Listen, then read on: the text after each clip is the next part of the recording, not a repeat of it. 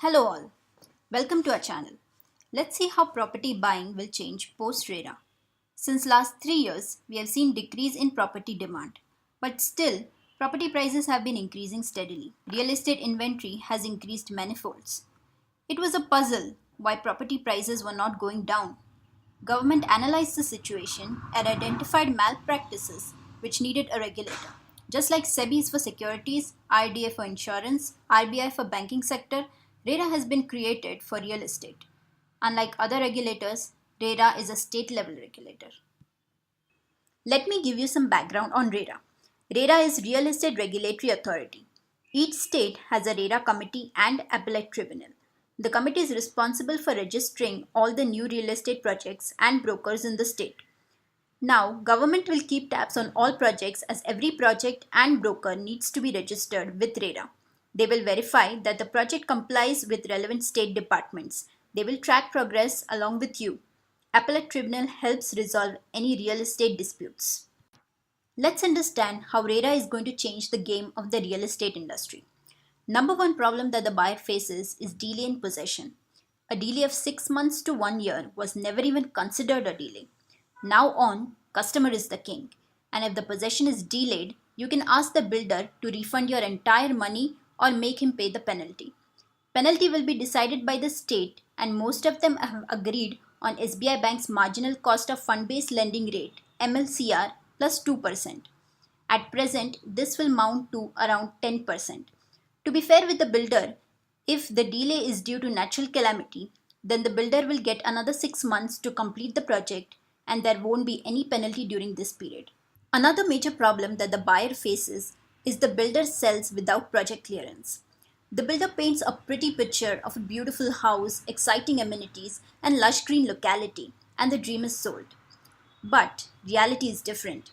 Most of the times, projects get into trouble even before a brick is laid. After RERA, this has changed.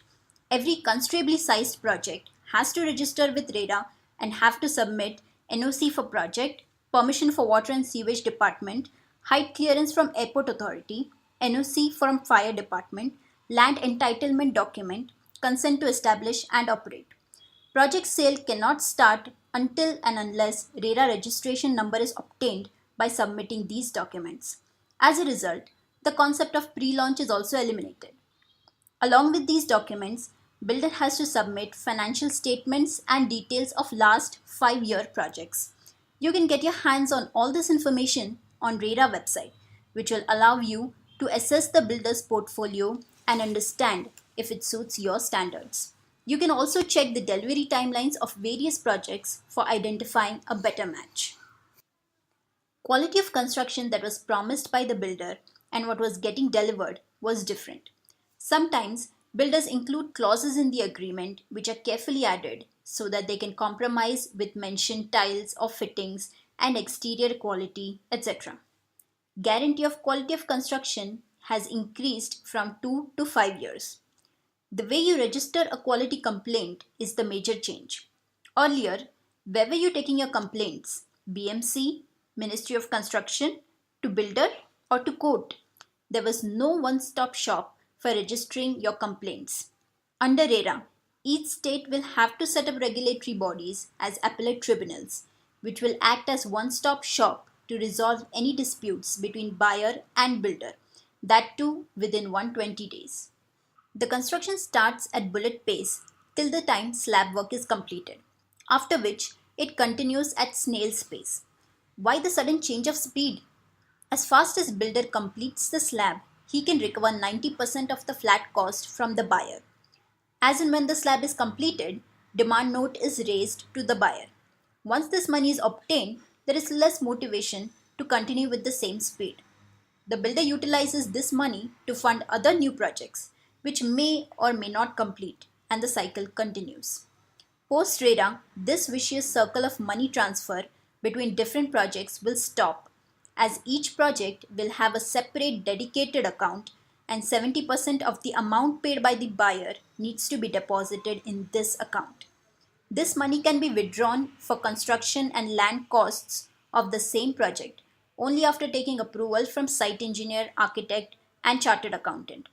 The progress of the project has to be declared at least once a quarter on RERA website along with photo proofs. This major change will likely help the projects complete on time. The area of property is often calculated in three different ways: carpet area, built up area, and super built up area. This can lead to a lot of disconnect between what you pay and what you actually get. But after RERA, the developer has to make the buyers aware of the carpet area and quote prices based on this and not the super built up area. Carpet area is the net usable floor area of an apartment, excluding the area covered by the external walls, areas under service shafts, balcony or veranda area, but includes the area covered by the internal partition walls of the apartment. Moreover, the buyer will only pay 10% as the booking amount. These were the major benefits. Now let's see the possible outcomes of RERA. Cost of project for developer will increase considering pre-launch is eliminated and money of each project will be separately held. Buyer initiating cancellation would be a costly affair, as buyer will have to forego the entire booking amount. However, he will get the remaining money within 45 days. Frequency of project launches will certainly reduce because of existing inventory and extensive pre-launch documentation. Same has been noted in Cushman and Wakefield's report, which claims 8% reduction in project launch since RERA Act was announced.